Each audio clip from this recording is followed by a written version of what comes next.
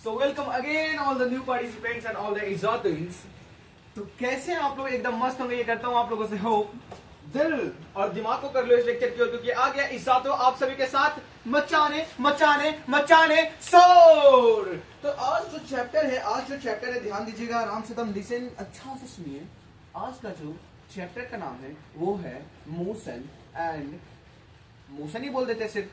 आज जो चैप्टर का नाम है वो है मोशन। तो सबसे पहले हम हेडिंग लिखेंगे, उसके बाद धीरे धीरे आगे चलेंगे। तो सबसे पहले हम लोग देख लेंगे मोशन। आज हम लोग को पढ़ना है मोशन।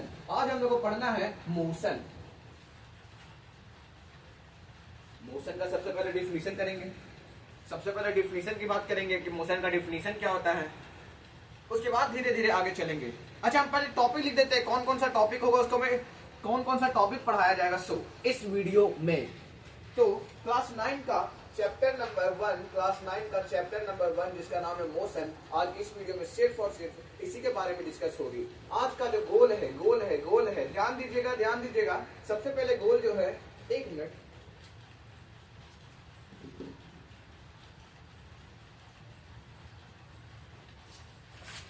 तुमको सही बोल रहे हैं, कॉपी निकाल के बुक निकाल के बैठो, वरना कैमरा में घुस के तुमको बता देंगे। हम निकाल लो, जल्दी से निकालो।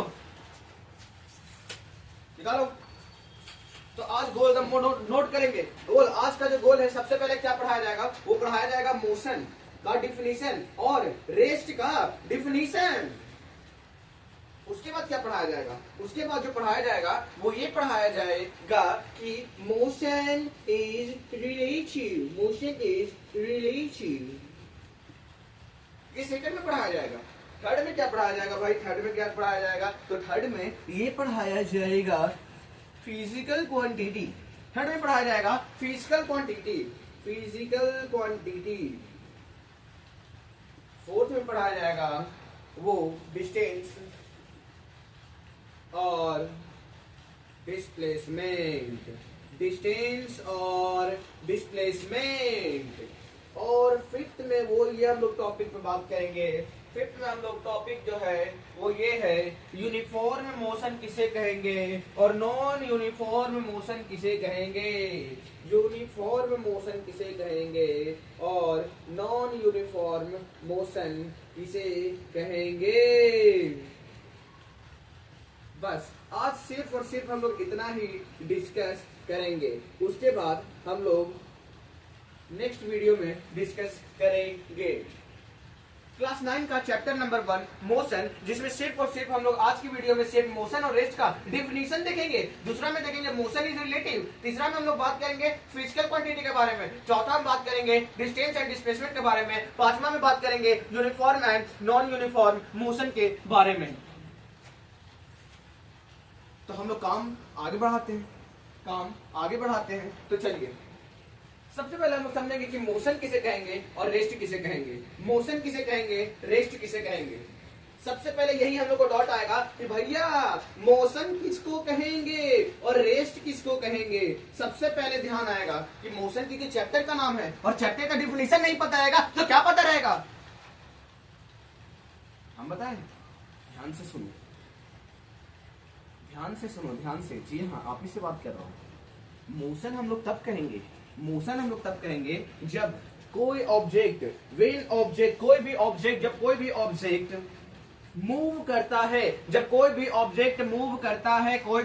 मूव करता है। किसके रिस्पेक्ट में? समय के रिस्पेक्ट में। क्या मैं अभी मोशन में हूं? जी हाँ, मोशन में हूं। क्यों? क्योंकि समय भी बीत रहा है। 1 second, 2 second, 3 second, 4 second, 5 second, और मेरा डिस्टेंस भी अलग हो रहा है। हम पहले यहां पे थे, मान लेते हैं यहां पे, कहां गया? हम पहले यहां पे थे। लेट बी सपोज दैट इस पॉइंट को हम लोग मार्क कर देते हैं, ये ए। हम ए पे भी हैं और ए से हम लोग चल रहे हैं। अब आ गए हम बी पॉइंट पे। तो ये जो यहाँ पे आए हैं, तो यह क्या मोशन नहीं है? मोशन है। क्यों? क्योंकि समय भी बीत रहा है और ऑब्जेक्ट का जो पहले जहां पे पोजीशन था वो भी बदल गया है। हम 5 बजे से चलना शुरू किए और 5:01 तक चलते रहे, तो क्या मोशन नहीं रहा है? समय 1 सेकेंड हुआ है और जो तुमने डिस्टेंस कवर किया है तो वो हो गया। यानी कि अगर मोशन को अगर डिफिनेशन पूछा जाए तो आप सिर्फ यही करना है कि ऑब्जेक्ट का पोजीशन चेंज होना चाहिए। किसके रिस्पेक्ट में? With respect to time. 1 second, 2 second, 3 second, 4 second हम तो मूव कर रहे हैं, दिस इज मोशन। अच्छा, तो रेस्ट किसे कहेंगे?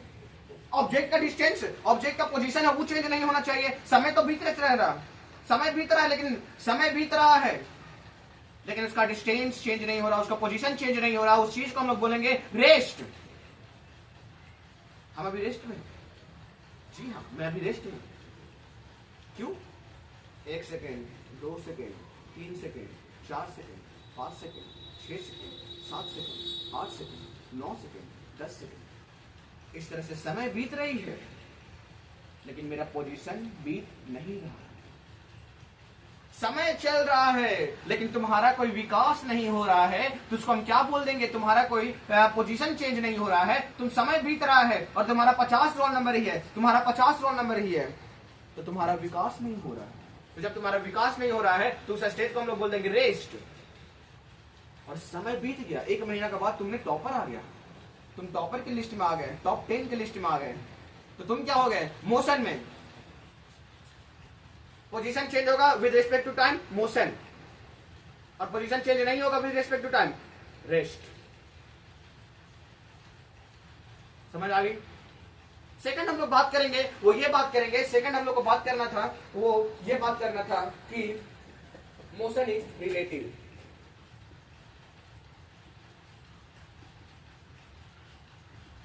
मोशन इज रिलेटिव में ये बात करना है कि इमेजिन हम एक ट्रेन पे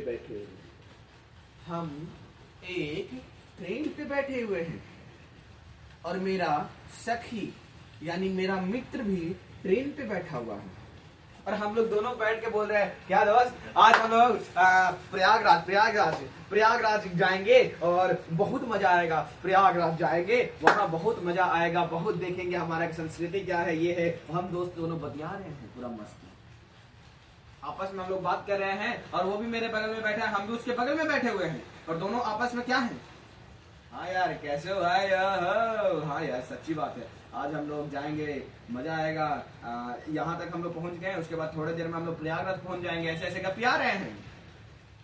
इंस्टेंट हमको याद आया कि अच्छा, इस जातों की तरफ से बताया गया था कि मोशन और रेस्ट किसे कहते हैं। हम पूछते हैं उनसे कि अभी रेस्ट में है कि तुम मोशन में है। हम पूछते हैं इनसे कि अभी तुम मोशन में हो या फिर रेस्ट में है। तो हम दोनों तो सीट पे बैठे हुए हैं, हम ऐसे दोनों देखेंगे आपस में। हा? वो बोलेगा अच्छा तुम क्या हो, वो बोलेगा रेस्ट, और वो बोलेगा हमसे अच्छा तुम क्या हो, हम भी बोलेंगे रेस्ट। लेकिन ट्रेन के बाहर जो रहेगा, ट्रेन चल रहा है छुक छुक छुक छुक छुक छुक छुक छुक छुक छुक छुक छुक, लेकिन ट्रेन के जो बाहर में है वो जब हम लोग को देखेगा तो वो बोलेगा कि ये जो शख्स है, वो रंजीत जो है, वो मोशन में है। लेकिन हम तो किसी की नजर में रेस्ट पे थे ना। मेरा मित्र जो था वो बोल रहा था तुम रेस्ट में हो, लेकिन ट्रेन के बाहर वाला जो था वो कह रहा था मोशन। तो हम रेस्ट में है कि मोशन में है, हमको समझ ही नहीं आ रहा है, हम रेस्ट में है कि मोशन में है। तो यहीं पे आता है टर्म एक रिलेटिव मोशन। देखो यहीं पे टर्म आता है कि मोशन इज रिलेटिव। किसी के नजर में आप मोशन में हैं और किसी के नजर में आप रेस्ट में हैं।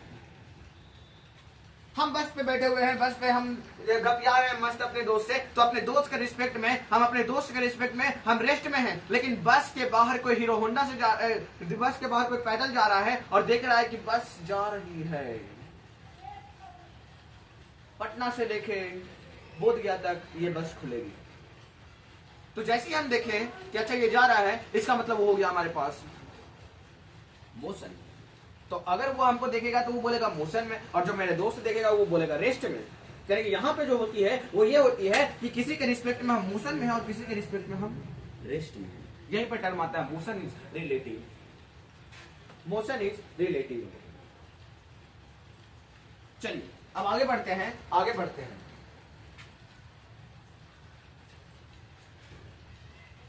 चलिए motion is relative.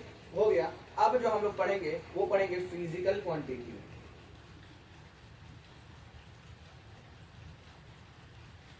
Physical quantity, अब जो हम लोग बात करेंगे वो बात करेंगे फिजिकल क्वांटिटी क्या होता है। There are two physical quantity, first is scalar and second is vector.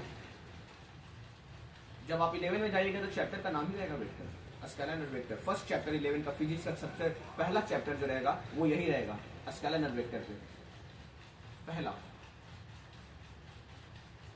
तो फिजिकल क्वांटिटी दो होती है, पहला होता है स्केलर और दूसरा होता है वेक्टर। अच्छा, स्केलर किसे कहेंगे और वेक्टर किसे कहेंगे? स्केलर किसे कहेंगे, वेक्टर किसे कहेंगे? स्केलर किसे कहेंगे, वेक्टर किसे कहेंगे? तो कहता है डिफिनीशन, कहता है डिफिनीशन, कहता है डिफिनीशन, कहता है। मैं नहीं कहूंगा, स्केलर से पूछते हैं, अच्छा स्केलर सुनो सुनो सुनो सुनो सुनो, तुम स्केलर तुम कौन हो? तो ये बोलेगा मैं जो हूं वो मैं जो हूं मेरे पास मैग्नीट्यूड है। मेरा प्रयोग होता है किसी भी चीज को डिनोट करने के लिए,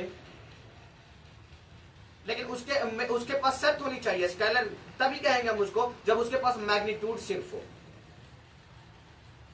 जब उसके पास सिर्फ और सिर्फ मैग्नीट्यूड हो।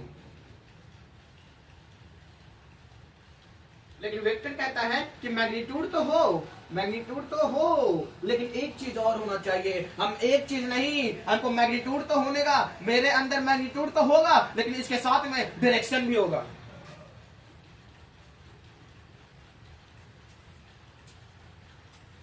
अरे मैग्नीट्यूड क्या होता है यार, पहली बार नहीं समझ में आया।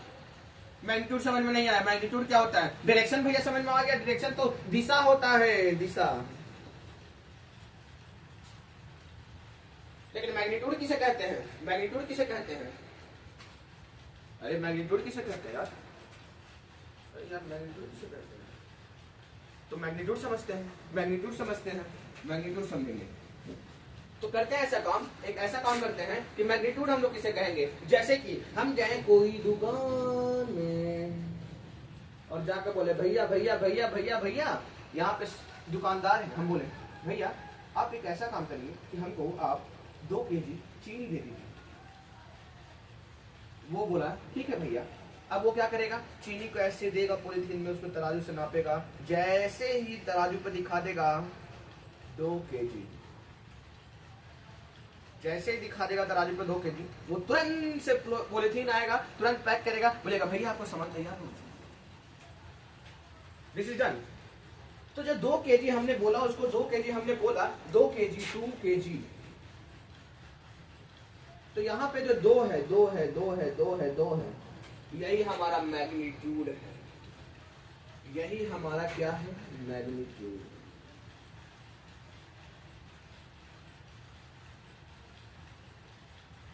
और केजी रिप्रेजेंट था कि हम चीनी जब भी लेते हैं तो केजी में लेते हैं, किलो में लेते हैं। ऐसे अच्छा दुकान में ऐसे जाकर बोलते हैं भैया भैया आप ऐसा करिए ना, 1000 दाना चीनी दे दीजिए, 1000 गिन के हमको दम दीजिए, 1000 दम, 1 चीनी 2 चीनी 3 चीनी 4 चीनी, ऐसे 1000 दाना हमको दीजिए गिन के। तो चप्पल बोलेगा आओ बाबू थोड़ा आओ ना, तुमको आओ थोड़ा अंदर। जैसे जाओगे अंदर तुमको झुका कर देगा, दम देंगे। क्योंकि चीनी किस में मेहनत की जाती है, केजी। तो यहाँ पे यही कह रहा है कि स्केलर मैग्नीट्यूड हो गया हमारा 2 जो है वो क्या हो गया हमारा, मैग्नीट्यूड हो गया। ये यहाँ पे हमारा हो गया मैग्नीट्यूड। समझ आ गई, कोई दिक्कत? अब देखो, अब समझ में आ गया स्केलर के अंदर सिर्फ और सिर्फ मैग्नीट्यूड होती है, सिर्फ और सिर्फ मैग्नीट्यूड। यहाँ पे क्या 2 केजी हमने बोला, तो क्या यहाँ पे डायरेक्शन बोला कि भैया ऐसा काम करिए ना कि 2 केजी ईस्ट में हमको दे दे। हम ऐसे बोलते हैं क्या? नहीं, हम सिर्फ बोलते हैं 2 केजी चीनी दीजिए बस।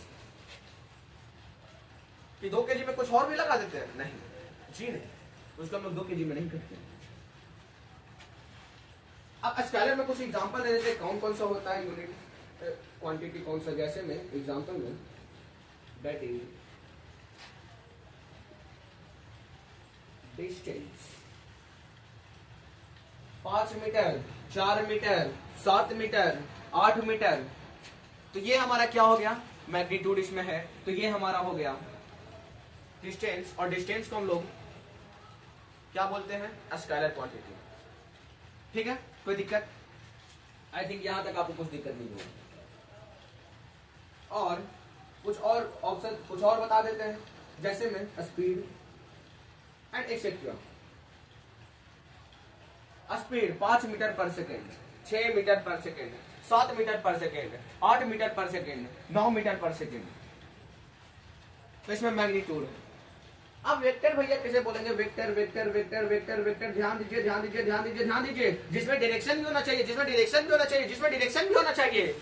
मैग्नीट्यूड तो होना ही चाहिए, लेकिन साथ में क्या होना चाहिए? डायरेक्शन। डायरेक्शन मतलब दिशा, दिशा। इसका एग्जांपल लिख लेते हैं, डिस्प्लेसमेंट, वेलोसिटी एंड एक्सेट्रा।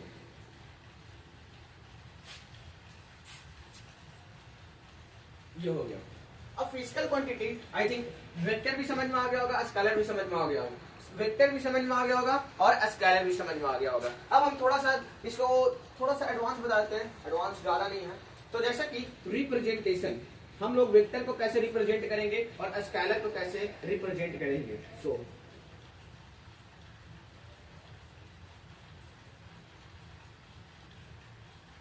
जैसा कि हम क्या करेंगे, जैसे कि हमको डिनोट करना है कि अब हम स्केलर पढ़ लिए हैं और वेक्टर भी पढ़ लिए हैं, तो डिस्टेंस को क्या करेंगे और डिस्प्लेसमेंट को हम लोग डिनोट करते हैं एस से, और डिस्टेंस को भी हम डिनोट करते हैं डी से, स्पीड को हम लोग डिनोट करते हैं एस से, और यहाँ पे स्मॉल रहता है, दिस इज स्मॉल,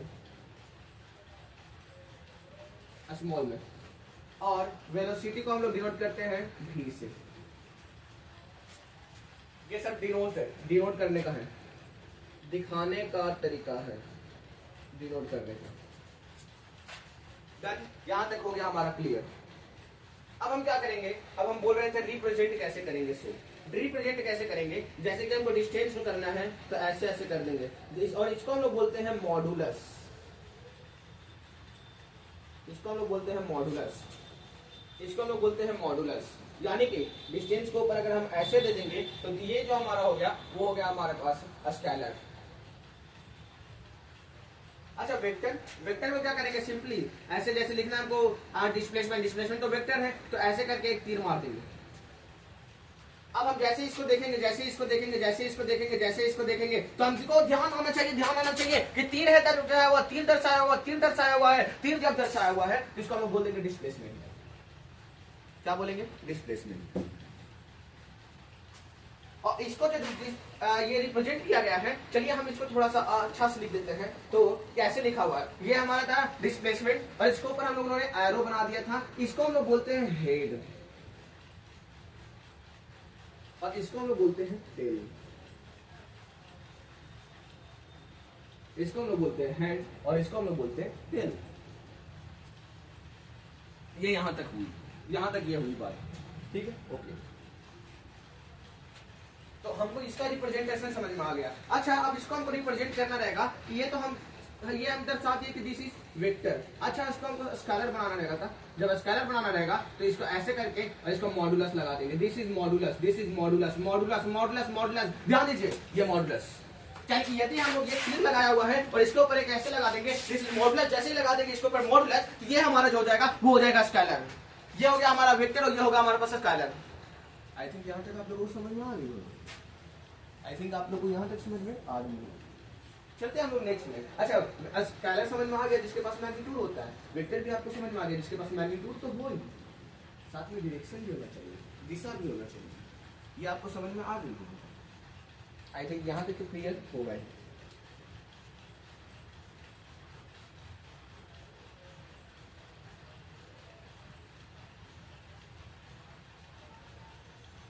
चलते हैं अब आगे, चलते हैं अब आगे।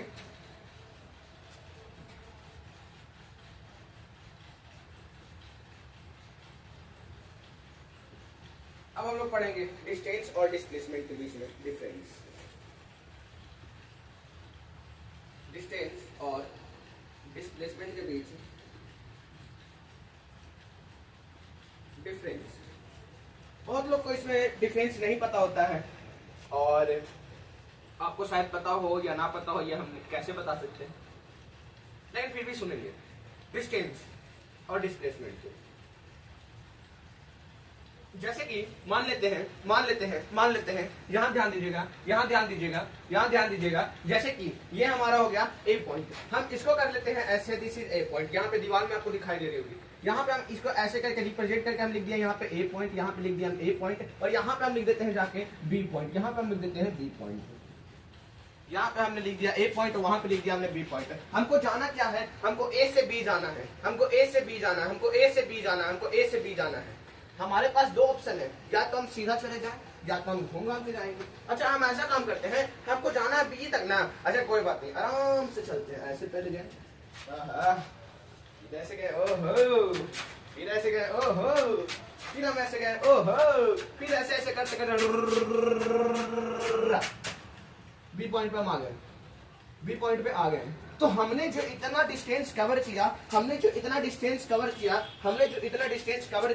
ये हम डिस्टेंस कवर, अच्छा हमने जो इतना दूरी तय किया, हमने इतना चला, हम यहाँ पे से इतना चले तो हमें मेहनत तो गई होगी और हमने कुछ डिस्टेंस भी कवर किया होगा, दिस इज डिस्टेंस। लेकिन हम डायरेक्ट इसको क्या किए, ऐसे डायरेक्ट ए से हम डायरेक्ट बी तक चले गए, दिस इज डिस्प्लेसमेंट, तो कहने का तात्पर्य यहाँ पे ये है, हम इसको अगर दर्शाएं यहाँ पे तो कहने का तात्पर्य यही है कि ध्यान दीजिएगा कि ये था ए पॉइंट और ये था बी पॉइंट, और हमने जैसा कि क्या किया, ऐसे ए से ऐसे गए, फिर ऐसे आए, फिर ऐसे गए, फिर ऐसे आए और फिर बी तक गए। तो दिस इज डिस्टेंस। और डिस्प्लेसमेंट क्या कहता है, कि आपको फाइनल तक जाना है ना, हाँ फाइनल तक जाना है, आपको कहां तक जाना है, फिर फाइनल तक जाना है, कहां से जाना है, इनिशियल से, तो फाइनल से डायरेक्ट इनिशियल नहीं जाना है, डायरेक्ट लंबा ना पढ़ दीजिए, डिस्प्लेसमेंट हो गया। और ये हमारा था डिस्टेंस, घुमे के जाओगे डिस्टेंस, डायरेक्ट सीधा चले जाएंगे डिस्प्लेसमेंट। कोई ऐसा रास्ता है, ऐसे रास्ता है, ये है हमारा ए और ये हमारा बी, पूछेगा कि इसका डिस्टेंस क्या है, तो एक्चुअल लेंथ तो इतना तुम चले, दिस इज डिस्टेंस। और अगर तुमको पूछा जाएगा कि अच्छा तुम यहाँ से तो चले और यहाँ से तुम्हारा रास्ता है ही नहीं, तो तुमको जाना पड़ेगा यहाँ से, लेकिन अवश्य तुमको यहाँ से जाना पड़ेगा, लेकिन यहाँ से तुम कैसे जाओगे, यहाँ तुम्हारी बिल्डिंग बनेगी। लेकिन अगर तुम्हारे क्वेश्चन में पूछ जाता है कि अच्छा आप बताइए ना डिस्प्लेस क्या करते हैं, डिस्प्लेसमेंट इसमें क्या होगा, तो आपको तुरंत बोलना पड़ेगा कि डिस्प्लेसमेंट होता है वो होता है फाइनल और इनिशियल के बीच के दूरी को बोलते हैं डिस्प्लेसमेंट। फाइनल और इनिशियल का जो लेंथ होता है उसी को बोलते हैं हम लोग displacement. Displacement is equal to final minus initial position. This is, I think यहाँ तक आपको समझ में आ गई होगी, राइट। चलते हैं अब डिफरेंस समझ लेते हैं। आप लोगों को ये तो समझ में आ गई कि इसका मेन एक्चुअल तात्पर्य क्या था। चलिए डिफरेंस समझते हैं। तो पहला जो डिफरेंस होगा वो ये होगा, डिस्टेंस का सबसे पहला जो डिफरेंस होगा वो ये होगा कि डिस्टेंस जो होता है वो हमारा एक्चुअल लेंथ बताता है, तुमने कितना चला सो। हालांकि डिस्प्लेसमेंट ये बताता है कि आपने आपका फाइनल और इनिशियल के बीच की दूरी को बताता है। तो ये बताता है, हालांकि हाँ ये भी डिस्टेंस, ये भी दूरी बताता है, लेकिन ये दूरी जो बताता है वो ये बताता है कि फाइनल और इनिशियल के बीच में कितनी दूरी है, लेकिन डिस्टेंस वो नहीं बताता है। डिस्टेंस वो बताता ही नहीं है कि फाइनल और इनिशियल के बीच में क्या है। अच्छा फाइनल, अच्छा इज, आपसे एक क्वेश्चन है, इज डिस्टेंस और डिस्प्लेसमेंट सेम? क्या डिस्टेंस और डिस्प्लेसमेंट सेम हो सकती है? हाँ हो सकती है, क्यों नहीं हो सकती है, हो सकती है। अगर कोई लड़का है ए और बी, ये पोजीशन है और यहाँ से डायरेक्ट गया, तो यहाँ से चलते चलते यहाँ से चलते चलते यहाँ से चलते चलते यहाँ से चलते चलते यहाँ तक गया, तो हम इसका अगर डिस्टेंस पूछेंगे तो डिस्टेंस तो यहीं से मीजर होगा यहाँ तक, और इसका डिस्प्लेसमेंट पूछेंगे तो फाइनल तो यही है और इनिशियल यही है, तो यानी कि इसका और इसके बीच का दूरी यही है, तो इसका डिस्प्लेसमेंट भी तो सेम यही होगा। यानी कि डिस्टेंस और डिस्प्लेसमेंट ये दोनों सेम हो सकती है। तो यहाँ पर हम लिख सकते हैं यस। ये ट्रू फॉल्स में ऐसा क्वेश्चन आता है। चलिए पहला हो गया ये एक्चुअल। अब दूसरा बोलता है कि ये जो होता है डिस्प्लेसमेंट, जो होता है डिस्प्लेसमेंट,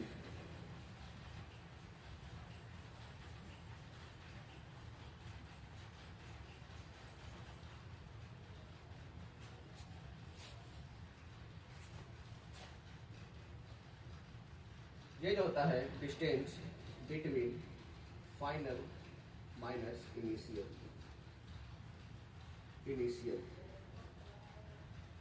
ये फाइनल और इनिशियल के बीच डिस्टेंस होता है, ठीक। दूसरा क्या करता है, दूसरा क्या है डिफरेंस इन दोनों के बीच से। डिस्टेंस जो होता है वो होता है हमारे पास स्केलर, हालांकि डिस्प्लेसमेंट जो होती है वो होती है हमारे पास वेक्टर। जब वेक्टर है इसका मतलब इसके पास डायरेक्शन भी होगा और इसके पास मैग्नीट्यूड भी होगा। डिस्प्लेसमेंट के पास डायरेक्शन भी होता है और मैग्नीट्यूड भी होती है, हालांकि डिस्टेंस के पास सिर्फ और सिर्फ मैग्नीट्यूड होती है, डायरेक्शन नहीं होती है, डायरेक्शन नहीं होती है। थर्ड जो है वो ये है कि डिस्टेंस जो होगा वो ऑलवेज पॉजिटिव होगा। डिस्टेंस जो होगा वो ऑलवेज पॉजिटिव होगा, लेकिन डिस्प्लेसमेंट जो होगी वो हमेशा पॉजिटिव नहीं होता है। ये नेगेटिव भी हो सकता है, कभी कभी पॉजिटिव भी हो सकता है और कभी कभी जीरो भी हो सकता है।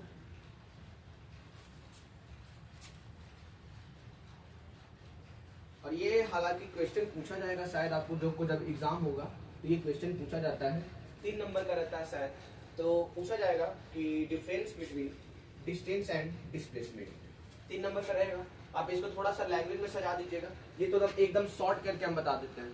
आप, मेरे पास उतना नहीं है कि टाइम के हम अच्छा से लिख के तुमको बताएं, क्योंकि आजकल बहुत छोटी वीडियो लोग देखते हैं, इसीलिए।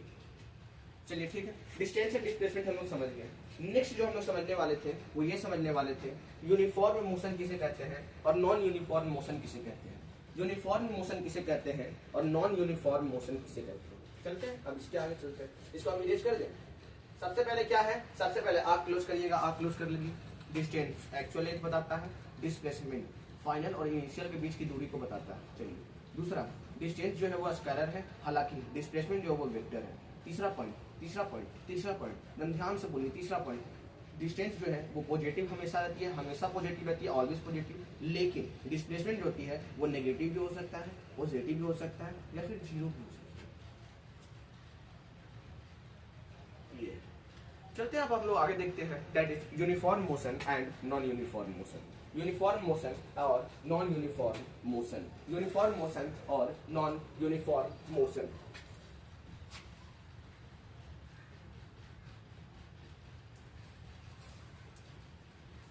तो यहाँ पर से ये है क्या, जैसे यूनिफॉर्म मोशन और नॉन यूनिफॉर्म बता रहे थे, तो यूनिफॉर्म मोशन कैसे कहेंगे, जैसे कि हमने एक बाइक लिया, एक कोई भी बाइक लिया, अच्छा बाइक लिया, लग तो नहीं रहा यार, मान लेते हैं ये बाइक है, ये हमारे पास बाइक है, और ऐसा हम क्या किए, बाइक है और बाइक जो है उसका बाइक जो है वो सबसे पहले क्या बता रही है कि बाइक हम ले लिए, ऐसे चला रहे, हम एक्सीलेटर मारे इसको 1 सेकंड में 5 मीटर पर सेकंड बढ़ाए, फिर अगला सेकंड हुआ, तो 5 ही मीटर पर सेकंड से हम चला रहे हैं, 5 मीटर पर सेकंड। दूसरा सेकंड में भी हम देखें 5 मीटर पर सेकंड, तीसरा सेकंड में भी हम जब जाके गाड़ी को देख रहे हैं स्पीडोमीटर में तो वही 5 मीटर पर सेकंड दिखा रहा है, चौथा सेकंड में भी हम देख रहे हैं तो वही दिखा रहा है 5 ही मीटर पर सेकंड, पांचवा में भी दिखे तो वही दिखा रहा है 5 मीटर पर सेकंड, छठा में देखें तो ये बताती है कि हर यूनिफॉर्म मोशन जो होती है उसका स्पीड सेम होती है, हालांकि नॉन यूनिफॉर्म मोशन इससे ठीक उल्टा है। कैसे उल्टा है सो समझेंगे, कैसे उल्टा है।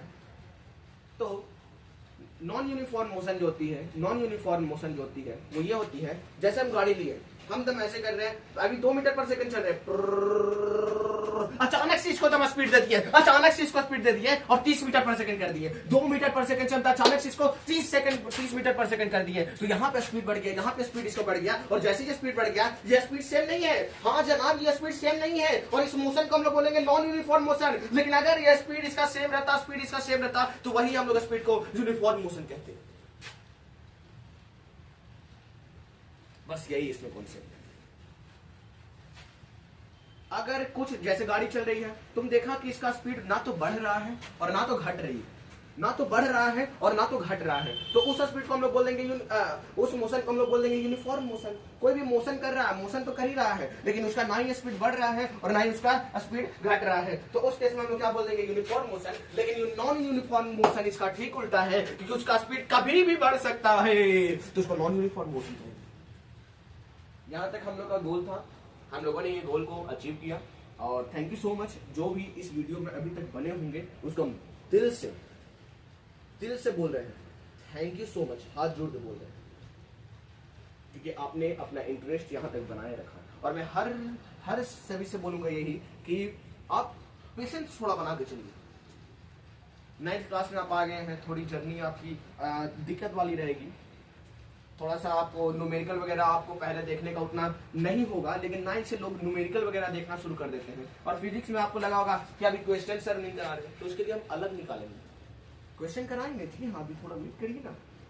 पहले हम लोग थ्योरी समझ लेंगे, और जैसे ही थ्योरी समझा होगा, आई थिंक 2-3 वीडियो में हम लोग पूरा चैप्टर समाप्त कर देंगे। और 2-3 वीडियो के बाद तुरंत क्या करेंगे, उसके बाद धीरे धीरे हम लोग चलेंगे, आराम से हम चलेंगे, आगे बढ़ेंगे, और बहुत एक्साइटेड से, बहुत ज्यादा मजा के साथ हम लोग न्यूमेरिकल बनाएंगे। न्यूमेरिकल में हम लोग बहुत सारा एनसीईआरटी तो बनाएंगे, उसके साथ कोई और बुक भी बनाएंगे। जी हाँ, कोई और बुक भी बनाएंगे। तो मैं आप सभी को अपने यहां तक बने रही, आपने यहां तक बना रहा, तो सभी को मैं तहे दिल से सलाम बोलूंगा यार, कि आप लोगों ने यहां तक पैसेंस दिखाया, and thank you so much. और अगर आप लोगों ने यहां तक आ गया होगा, अगर आप लोग यहां तक आ गए होंगे, तो प्लीज बहुत एफर्ट दे रहे हैं, इसलिए आप लाइक क्लिक कर दीजिए।